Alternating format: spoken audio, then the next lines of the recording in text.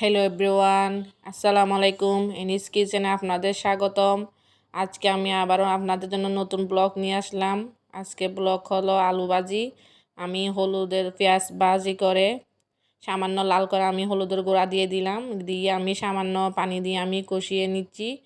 কষিয়ে নিয়ে আমি এখানে কাঁচামরিচ ফালি করে দিয়ে দিচ্ছি। কাঁচামরিচ ফালি করে দিয়ে আমি কিছুক্ষণ কষানোর জন্য দিলাম। চুলার আঁচটা ছোটো করে এদিকে আমি আলু আর গাজর মিক্স করে আজকে ভাজিটা করব। আলু আর সব ভাজি মিক্স করে করতেছি। তো আমার এদিকে কষানো হয়ে গেলে আমি আলু আর ভাজিটা দিয়ে দিচ্ছি। আলু আর গাজর মিক্স করে ভাজি করলে খেতে অসম্ভব ভালো লাগে, স্বাদটা আলাদা। তো আমি ভাজিটা দিয়ে আমি এখন পরিমাণ মতো লবণ দিয়ে দিলাম। পরিমাণ মতো লবণ দিয়ে আমি মিক্স করে চামচ দিয়ে আমি ভালো করে নেড়ে চেড়ে দিচ্ছি। নেড়ে চেড়ে দিয়ে আমি ডাকনা দিয়ে দিলাম সিদ্ধ হওয়ার জন্য। এইদিকে আমার আলু ভাজিটা নরম হয়ে গেল, আমি টমেটো ফালি করে দিয়ে দিলাম।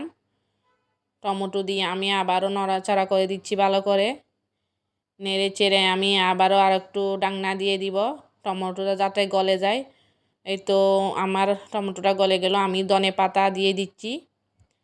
ধনে পাতা দিলে আমার রান্না হয়ে গেল।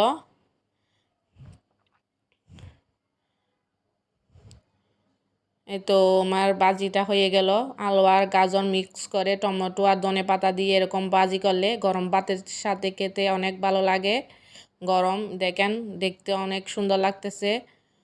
তো আজকের মতো এখানে আবারও আরেকটা নতুন ব্লগ নিয়ে আসবো। আসসালামু আলাইকুম।